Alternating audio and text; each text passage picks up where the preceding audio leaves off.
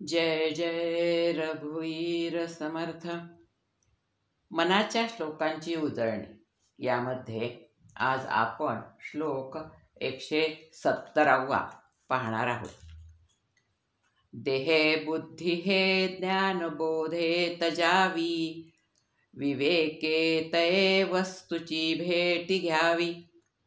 तदाकार हे वृत्ती नाही स्वभावे, म्हणोनी सदा तेची शोधित जावे. जय जय रघुवीर समर्थ. या श्लोकामध्ये समर्थ देहबुद्धीचा त्याग कसा करावा हे सांगताना म्हणतात की देहबुद्धी हे ज्ञानबोधे तजावी. देहबुद्धी त्यजावी म्हणजे काय, तर ती सोडावी असे समर्थांना इथे सांगायचे आहे. आत्तापर्यंत समर्थांनी अनेक प्रकारे देहाबद्दलची आसक्ती कशी कमी करावी हे निरनिराळ्या प्रकारे आपल्याला सांगितलेले आहे. या श्लोकातही समर्थ तेच आपल्याला परत सांगत आहे. समर्थ म्हणतात देहबुद्धी ही ज्ञानबोधाने कमी करावी. अज्ञानामुळे आपल्याला मी देहच आहे असे वाटते, पण हे अज्ञान दूर करण्याकरता ज्ञानाची आवश्यकता आहे. ज्ञानबोध करून घेणे म्हणजे काय, तर मी देह नसून मी आत्मा आहे. माझा हा देह नश्वर आहे, आत्मा मात्र अमर आहे, असा आत्मबोधाचा ज्ञान आपल्याला झालं पाहिजे. म्हणजे मग ही देहबुद्धी आपोआप हळूहळू कमी होत जाईल, क्षीण होत जाईल. परंतु हे काही एका दिवसात किंवा एकदम होणार नाही. कारण काय, तर आपण या देहालाच नित्य समजतो. आपल्याला एक दिवस हा देह सोडून जायचा आहे हे माणसाच्या लक्षातच येत नाही. वास्तविक देह नित्य आहे असे मानणे हा आपला भ्रम आहे. हा भ्रम कशामुळे, तर अज्ञानामुळे आहे. आणि या अज्ञानामुळे मी आत्मा आहे हे आपल्याला ओळखता येत नाही. मग त्याकरता काय करायचे, तर समर्थ म्हणतात देहबुद्धी ते आत्मबुद्धी करावी.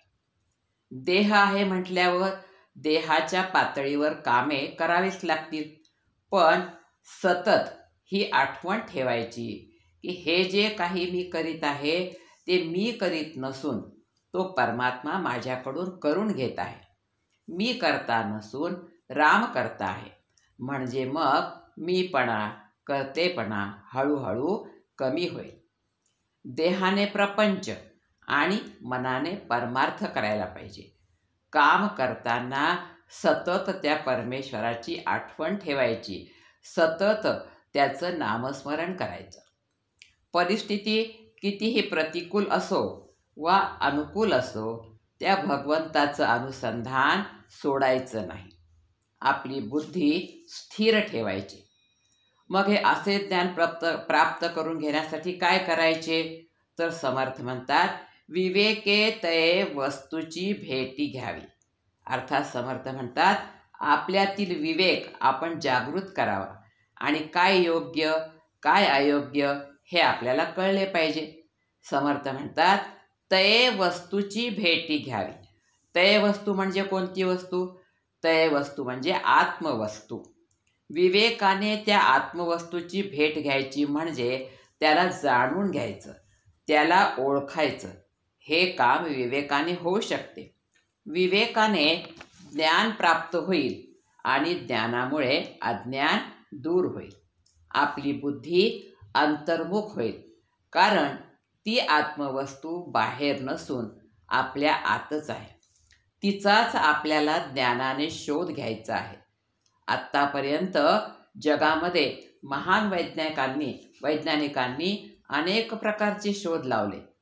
त्या शोधामुळे सुविधा निर्माण झाल्या, पण खरे सुख, शांती, समाधान त्यातून मिळाली नाही.